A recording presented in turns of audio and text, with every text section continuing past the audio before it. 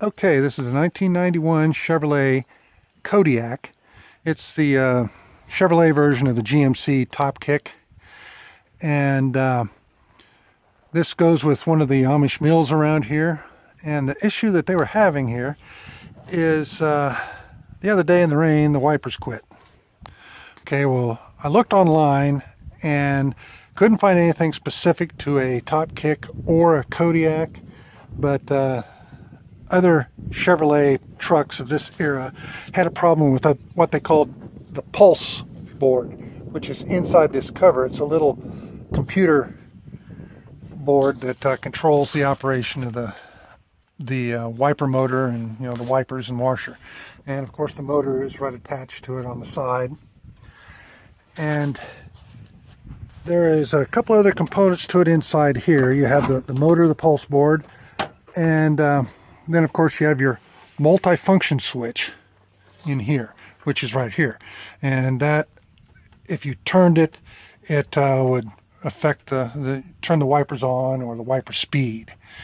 And it did have, it looked like this new, but I had pulled it apart and tried to figure out what was wrong with it because it would not turn.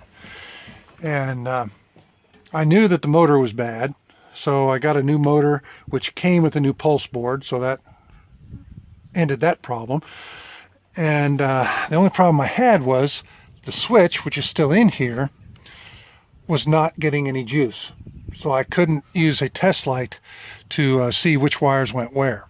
So I had to get a new switch, and it's got this plug on the end here that plugs into another plug that's way up under this dash up in here. And the problem is, in order to replace this switch, you have to take the steering column apart. You have to have a puller, of course, to get the steering wheel off. And then underneath that, they have what they call a plastic locking ring. You have to have a compression tool to compress that and then get a snap ring off and then pull that out. And then there's a bunch of small parts, and it's all plastic, and and I didn't want to mess with that. So, and I didn't have the pullers either. So I decided, well, I'm just going to bypass the switch.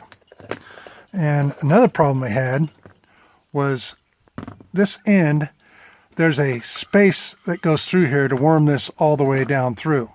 And it's about the same size as the end of this plug. It's just a barely bit bigger. And you have to fold this back and tape it and everything, and then fight it to get it to go through. And not a very good design. So I got this new switch, I plugged it in, and then I took my test light up here to figure out where power went, and what time. So I found out that the main power, see if I can get this over here, comes up to this white wire.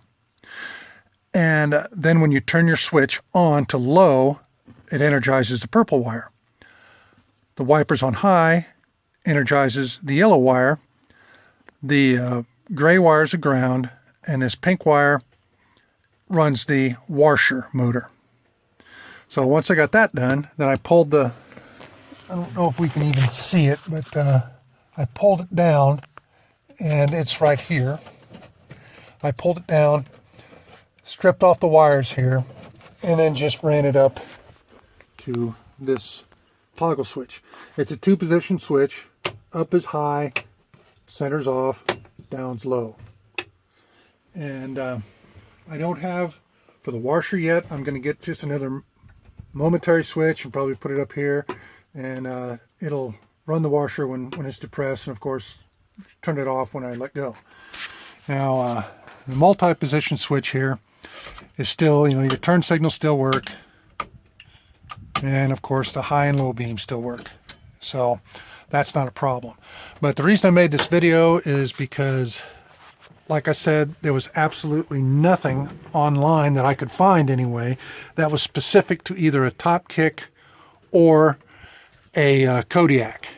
So I'm hoping that if somebody sees this, if they experience the same problem, then they can learn from this, and they won't have to go through the mess that I did trying to figure out what's what. like I said, the only videos online was smaller pickups, and their steering columns are different. And also the ones that they showed were also a tilt wheel, which is different. But either way, it's still a pain in the neck to get all those little pieces off and worm that wire down through. So if this helps somebody, I'm glad it does.